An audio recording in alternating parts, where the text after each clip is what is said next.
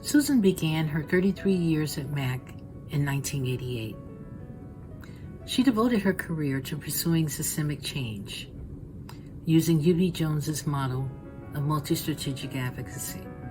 In Susan's first decade with Mac, she began engaging many of these strategies, including litigation.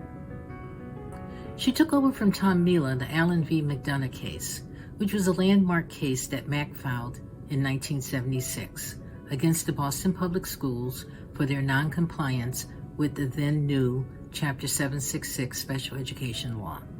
After a 22-year-long legal battle, the case ended with the Boston Public School being brought into compliance with the law and beginning to provide special education resources to Boston students.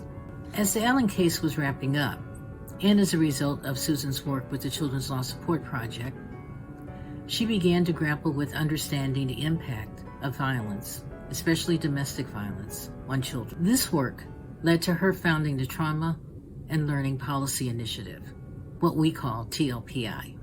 I started as a special education teacher, and I was in the Watertown Public Schools.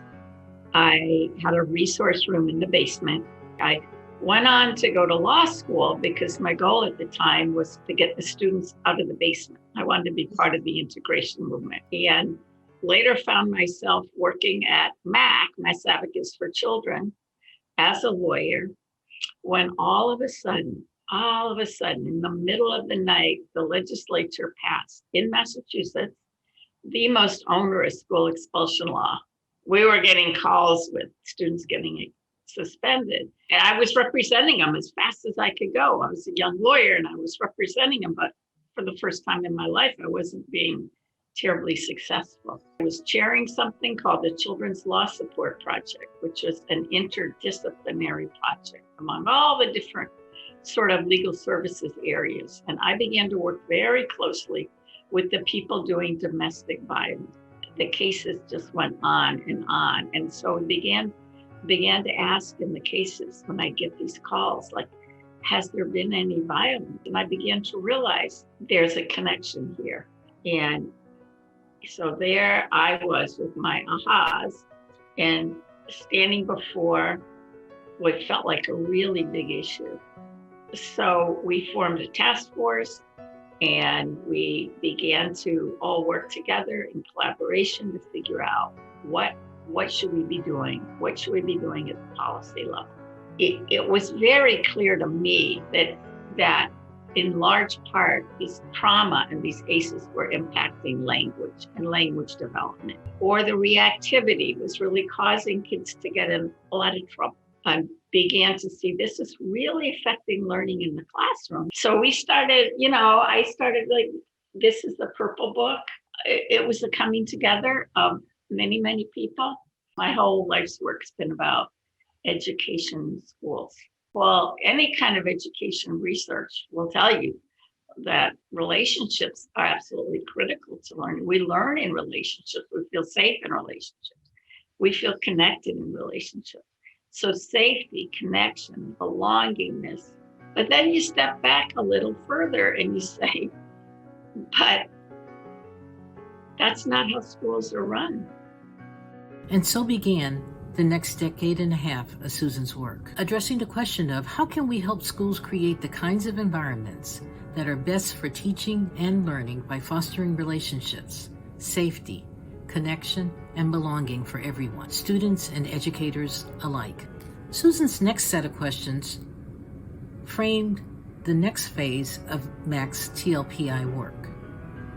How do we set the conditions for system change? Can we make schools more human? The Safe and Supportive Schools Framework statute was a way to move this work forward. Susan also understood the critical importance of addressing the harm of systemic racism and how that impacts what students of color experience in school. I don't think we can move forward with this movement without dealing with racism and trauma. One thing I could leave you with is that we need to listen to students. We don't need to have people like me up there saying these things, if we can support students to say it themselves, because they know, they live it, and they know what they need. We've got to make that a regular part of it, reform. So everything's got to turn upside down a bit.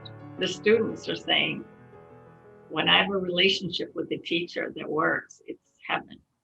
And the educators are saying it. We just have to work together and build that voice till it just, they hear it. It just seems like now's the time. It doesn't take many people to change the world, but it takes a few at least. So none of us can work in isolation. I principally come because of my great respect and admiration for Susan Cole, who for decades has used her legal knowledge and skills to be a long-distance runner for social justice. And I greatly appreciate you, and when you called me, I couldn't say no.